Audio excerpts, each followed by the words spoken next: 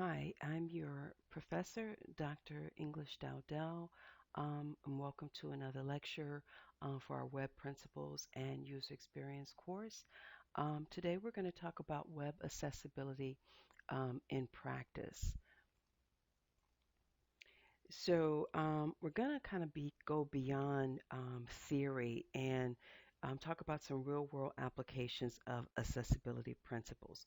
We're going to explore how to evaluate like web pages for compliance, apply ARIA standards, and propose some meaningful improvements that are going to enhance accessibilities.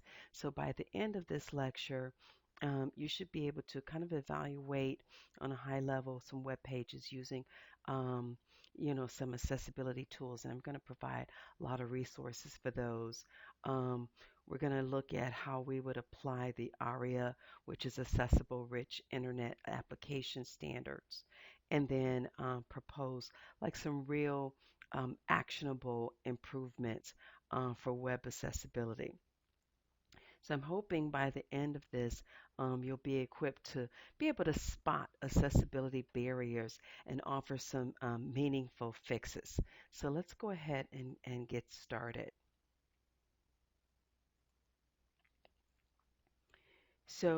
Let's start with the question, have you ever struggled, to use a website, due to maybe it having small text perhaps, or poor contrast, or maybe the layout was hard to navigate? Now imagine this experience for users with disabilities. It can be frustrating, and it can even make the website, inaccessible. Accessibility is about creating a web that works for everyone, regardless of ability. It's not just about compliance, it's about user experience. Consider users with, say, visual impairments, or maybe motor disabilities or cognitive challenges. If they can't navigate a site effectively, we're basically excluding them from the digital world. So let's think about like maybe a banking website issue. So imagine a visually impaired user trying to check their bank balance, but the login button lacks proper contrast, making it invisible to their screen readers. This is an example of poor accessibility. If a business or if businesses ignore this, they can lose customers and they can risk legal actions under the Americans with Disability Act. Now, the Web Content Accessibility Guidelines, or the WCAG, helps standardize accessibility efforts. And they focus on four key principles: perceivable, operable, understandable, and robust. So when we talk about something being perceivable, that means the content must be perceivable. We should be able to perceive what the content is. When we talk about operable, um, meaning that the interface components in the content must be operable. We should be able to operate them. Um, the content and the controls have to be understandable. And then last, robust, content should be robust enough to work with current and future user agents, including like any kind of assisted technologies. So today we're going to look at how to evaluate and improve web accessibility using real world examples. And here's just some stats about why accessibility is crucial. Over 1 billion people worldwide live with some form of disability. 71% of web users will leave a site immediately if it's not accessible. And then companies that prioritize accessibility, they reach 20% more customers and they improve their search engine optimization. So this is why our role as designers and developers is critical. We build websites that work for everyone.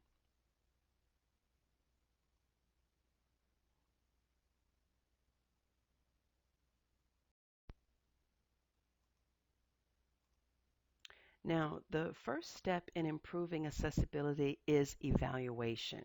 And there's several online tools that help check compliance with the WCAG standards. Now, here's just a few. So you've got the WAVE, which is the Web Accessibility Evaluation Tool. And what this does is it identifies like missing alt tags. It'll identify like low contrast and any kind of heading errors that might happen. It's going to highlight that structural and any kind of contrast issues.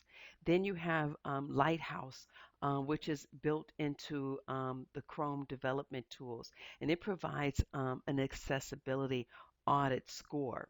And then you have the Axe Dev tools, and this is used for detecting like WCAG violations in real time. It's used for developers, when they're wanting to test their sites. So I'm going to provide some links in the resource, in different resources in the description so that you can go on and kind of look at some of these tools, as well as I'll also provide some YouTube videos that I think are some good resources for how to actually utilize these tools. Now, although we have those different tools to use, I want to do a demo with you of a web page that's got a few issues, and I want to we I want us to manually evaluate the web page for those different accessibility issues. And we're going to follow sort of a step-by-step guide.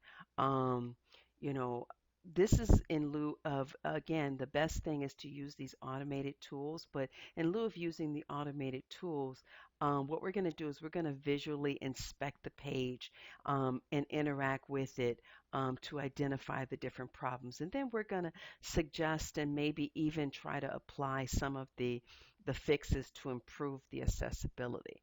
So let me get set up here.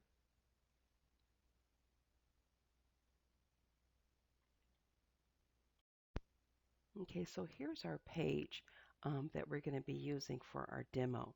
So first let's hover over this image and notice the browser doesn't display a description, and this is because we're missing an alt text.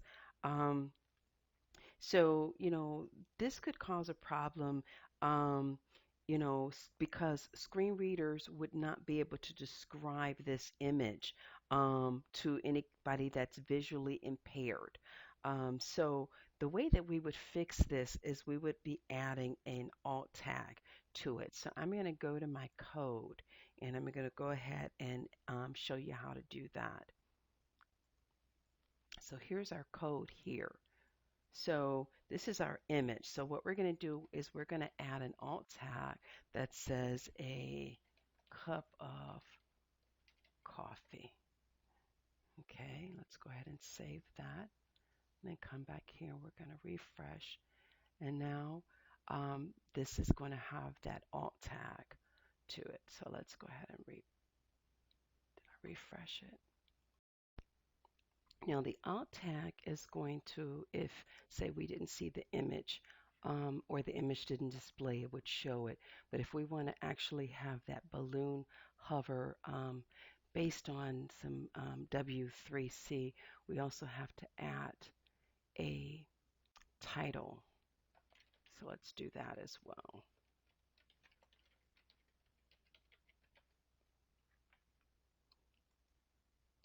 So let's add that. So I'm going to refresh. Okay, and see I have that. Now let me show you what I meant about say if our image wasn't there and then that alt tag would be pulled. So I'm going to remove this temporarily.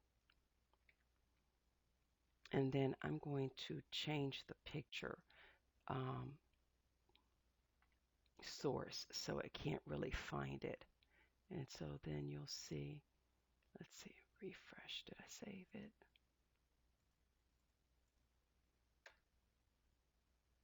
Okay, it's storing that picture there for some weird reason.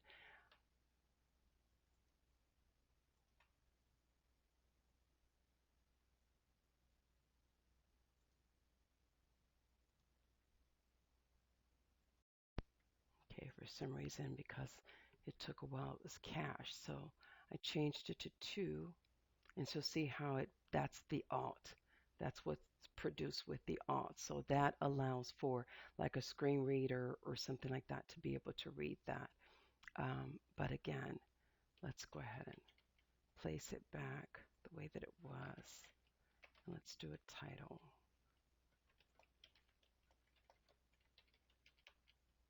Okay, but that's one thing that if you were checking this with one of the the automated tools, that it would catch because every image, unless it's something used decoratively, we want to allow the screen reader to be able to understand what that image is. So I should have gone back. Okay, good. All right.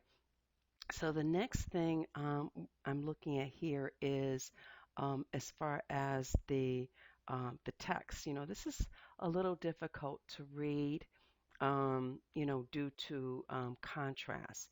You know, if you had like low vision, this would make this light color, on the white background would make it a little bit difficult. It has low contrast, and so it's going to be difficult to read, especially again, like I said, with users with visual impairment.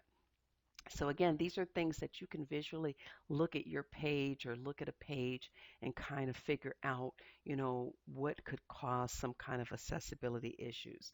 So one of the things that we can do to fix this is we can actually change maybe the color um, to black to give us a little better contrast. And then I think it was also this button too. Let's um, let's do something with this button. So let's maybe give this button some really good contrast by making the background black and maybe making the color white. Not a pound white, but just white. Okay, so let's go ahead and save that. And let's refresh. So now this is a little, it gives it a little bit more contrast with this background. So that's one of the things you want to look at is you want to look at, is the background and the font, giving enough contrast, for someone that would be visually impaired, buttons, things like that.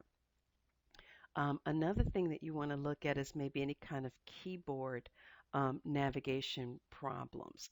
Um, and so maybe like if we used our tab key, like if I'm pressing my tab key here, notice when I was on that button didn't really, like I've got an outline here, so I know where my what's highlighted here. So if I go ahead and hit enter, I know that I'm, executing this link here. But if I were to go backwards, I'm going to do shift and tab. I'm on that button, okay? That focus is on that button, but I can't really tell that. It has no focus indicator, meaning that the keyboard users won't know where they are in the page. So one of the things that we can do to ensure focus visibility is to maybe add, a like a focus to our CSS. So let's go ahead and do that real quick.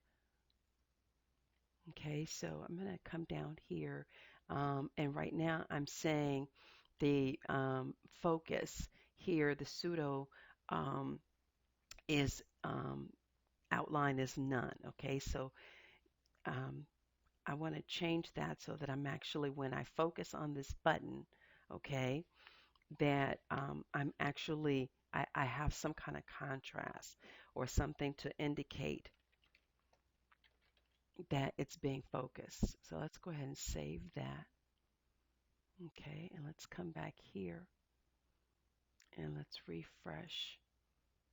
Okay, and so if I hit my tab, see now I can tell that I'm on that button, because it's outlined, so that's another thing too you want to do is you want to ensure focus visibility. So, when you're evaluating a page, use your your keyboard, use your tab keys to see if, you can you can actually utilize that for navigation.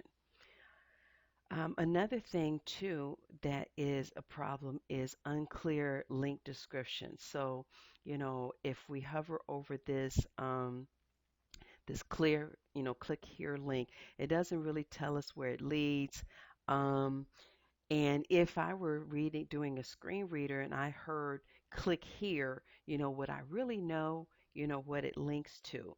You know, um, Click here is really just too vague, and screen readers, they don't provide context without having, descriptive text. So we're going to rewrite the link text to be a little bit more descriptive. So I'm going to come over here and um, see, that was the click here. So maybe we'll change this and I'm going to instead of just saying click here, I'll just say maybe this was a link to maybe our accessibility guide. Okay, so I'm going to maybe give it a better descriptive, more descriptive so that um, instead of just saying click here. Okay, so then that'll actually tell the screen reader, you know, um, what it is. And then another issue, and I'm looking at the code here, um, is that my page seems to start at H3. You know, um, Now think about what's wrong with really starting at H3 without an H1. How could this really affect screen readers? Well, screen readers, they expect a clear structure. So jumping to like H3 meaning that there's no main heading, you know, and it's just going to make the navigation confusing. So what we want to do is maybe change this one to H1, and then if we had maybe another heading, then that's at H1. I'm sorry. Then if we had like maybe another heading, then that would be H2, and maybe that would be something like common um, accessibility problems. And again, these are things that we wouldn't see, like looking at the web page again, but they would cause accessibility issues with different screen readers because there's no clear structure. Okay. And then another thing is, and this is dealing with as far as responsive design. So if we took a look at this, we've got like these three boxes here, and let's hopefully this shows up on the screen. But as we go to kind of resize this, say if we were resizing it for like maybe a mobile user or something like this, the layout doesn't really adapt to like different screen sizes, and this is going to make it harder. Especially imagine if this was full of text.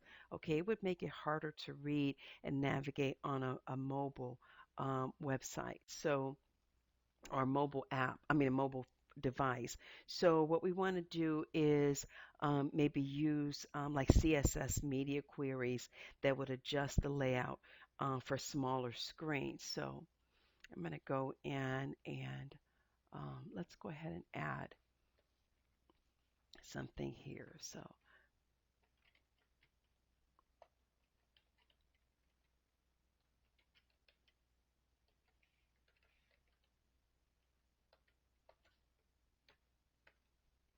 okay. And then what we want to do is we want to actually adjust that container, which was the it was called bad container. So I want to add some styling on that, some special styling on that if it sizes down to like 600 pixels or less. So I'm going to say flex direction and go ahead and save that.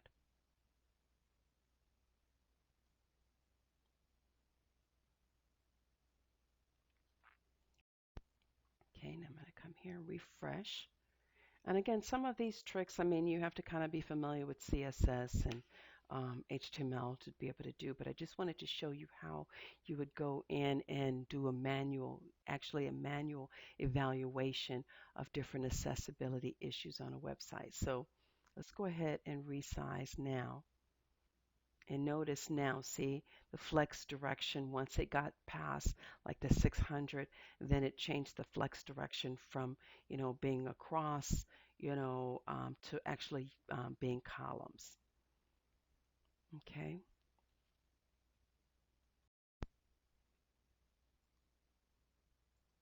Okay, so now that we've evaluated a site, let's talk about using how we would use the ARIA um, which is accessible, rich internet applications. In ARIA, it helps improve interaction for users with like assistive um, um, technologies like, again, these screen readers. Now, why is ARIA important? Well, one, it provides roles that define the purpose of the element. Um, it also labels interactive elements, that might lack visible text, and then it announces any kind of dynamic updates, like any kind of error messages and things like that. Now, sometimes standard HTML elements, they're not enough, to make content accessible, and this is where ARIA comes in. ARIA provides again the roles, the states, and the properties that enhance accessibility. Now, there's a lot of different attributes that you can use for ARIA, but like one might be using like role navigation, like the role of navigation, so it helps screen readers like identify like which of the components are like the menus. Um, you might have like ARIA labels that will maybe tell you what a button does, like maybe close a button or something like that. And what that does is it improves the clarity, on like how that particular element functions, you know. So let's look at an example here. So this is a simple, if you're familiar with HTML code, this is a simple input box, that might not be clear to visually impaired users, you know. So it just is a plain text box and it has a placeholder in it that says enter name.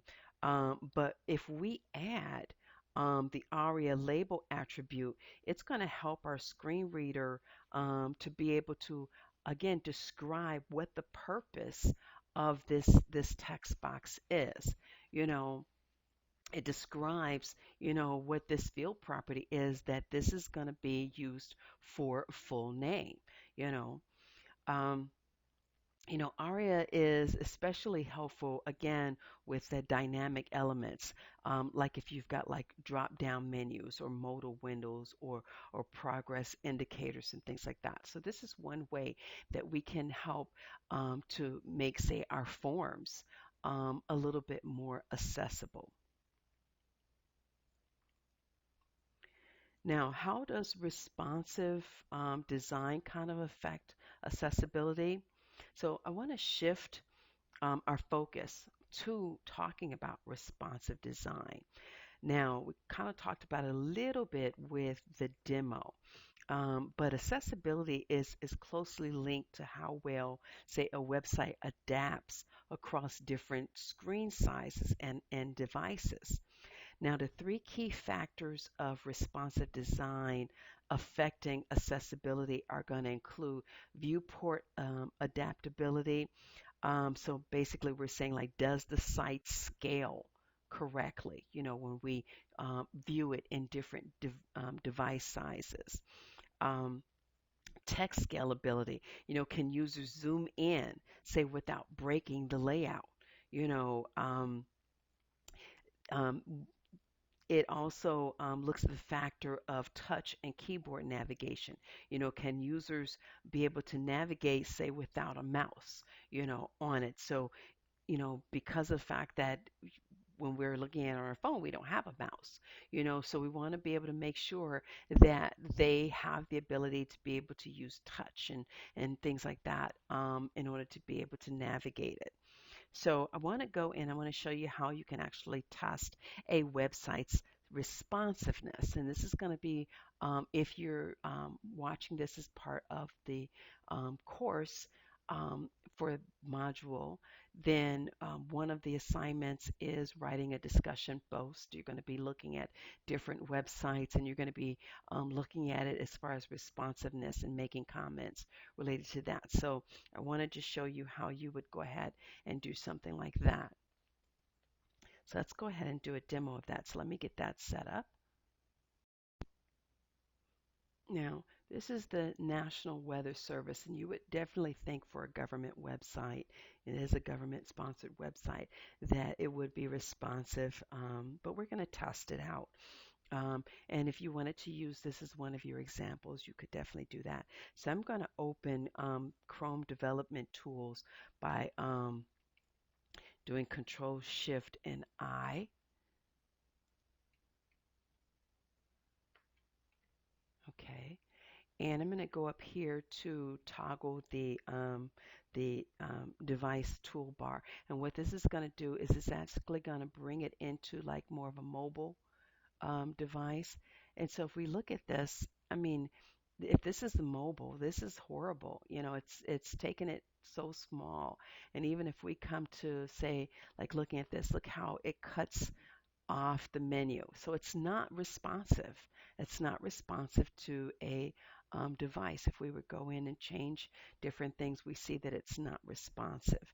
A well-designed site should be accessible and responsive, okay? So again, like in this example here, the menu disappears,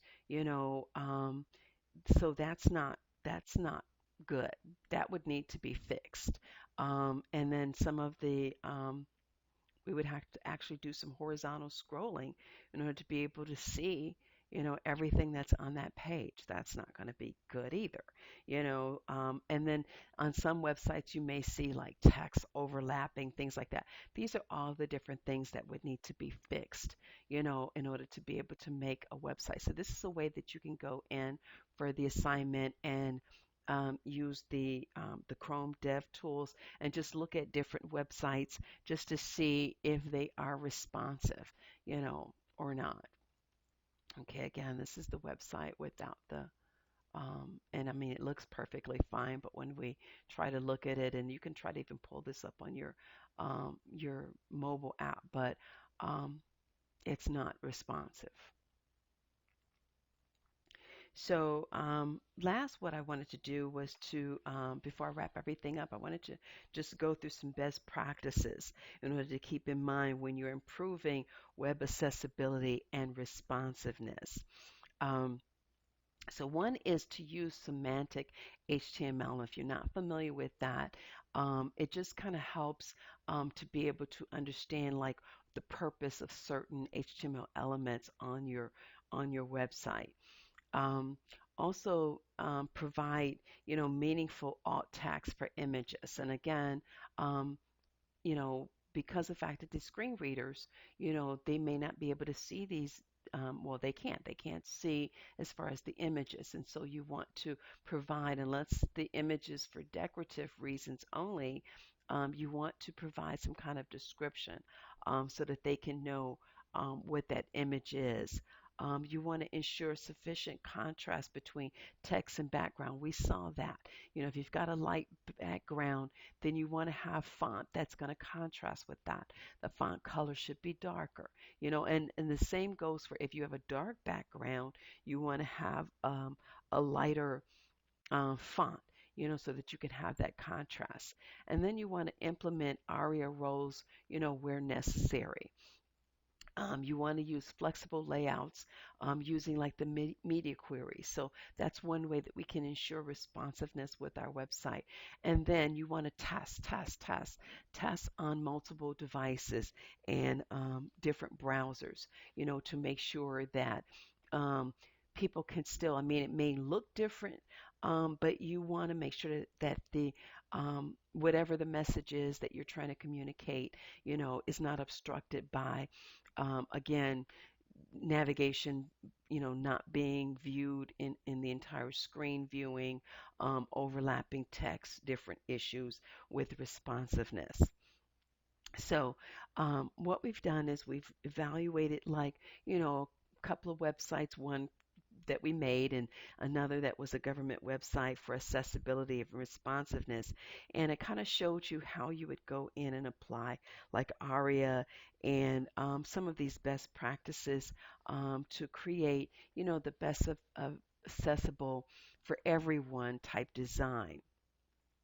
So I'm going to provide, like I said, some different links and things like that that will, you can do some follow-ups. But hopefully this is enough to get you started and thinking about that. We want to make our websites, again, accessible for everyone. We don't want to exclude anyone. Um, so these are things we have to think about when we're creating our website. Okay, so other than that, that's it for this lecture, and have a great week.